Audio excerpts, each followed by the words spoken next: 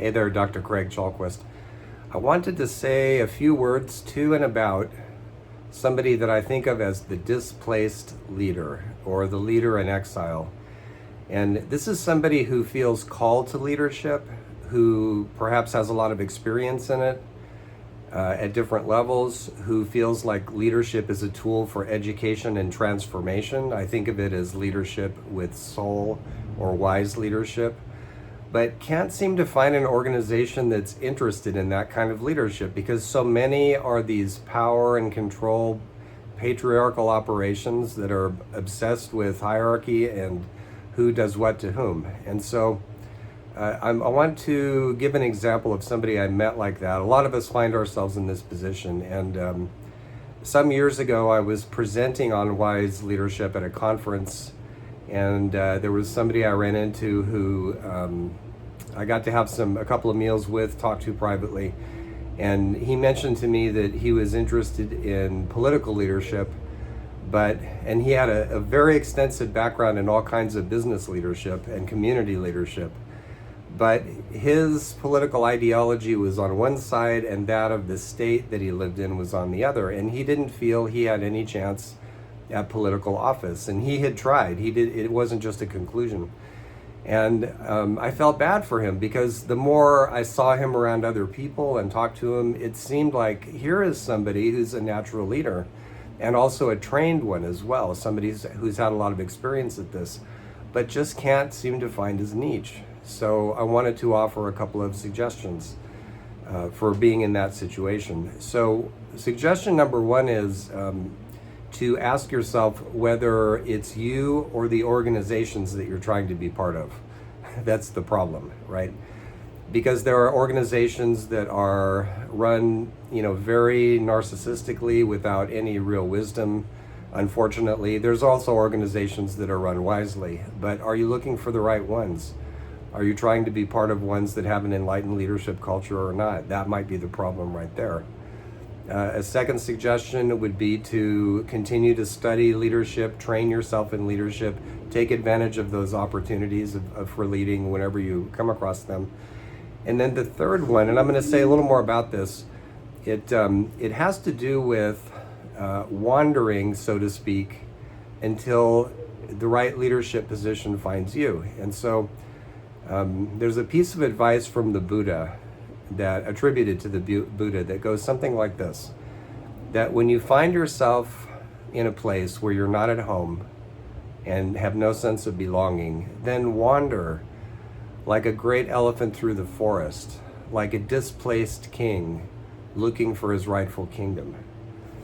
And so by wander, I mean be open to wherever life takes you in terms of leadership, including situations that are unexpected where you might not be looking for it.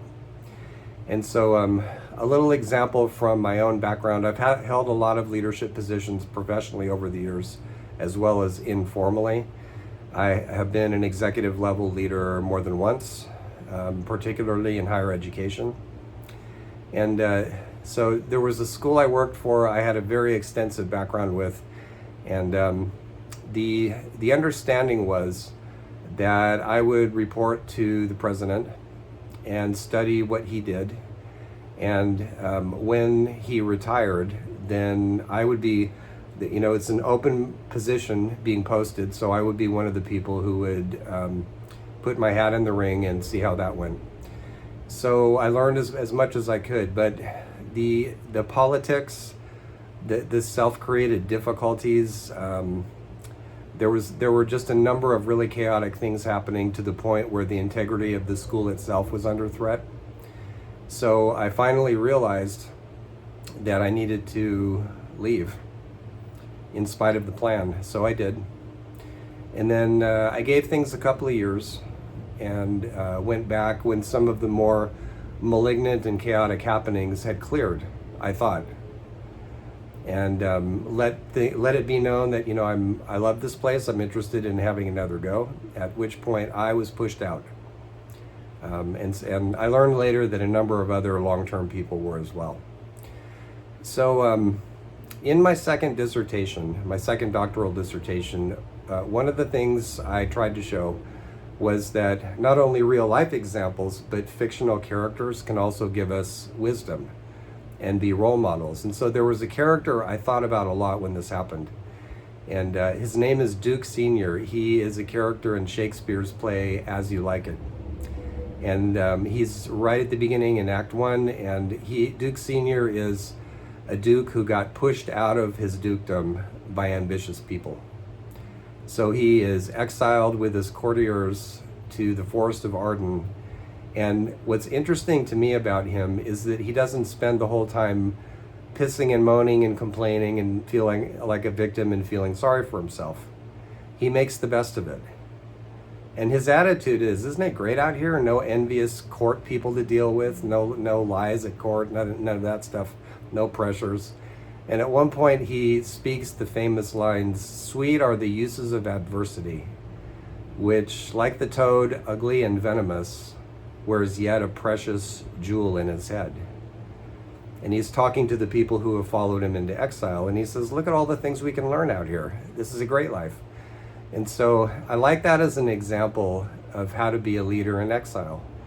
There's something about when you feel called to leadership at the very depths of your soul. There's something about that works on life itself, because you have what I think of as archetypal authorization to lead. It's a part of your character, it's intrinsic, and amplified hopefully by a lot of training, a lot of mistake making that you've learned from, and things like that. And so it may take a short time or a long time, but sooner or later life will respond to that archetypal authorization, and the position will find you. Thanks.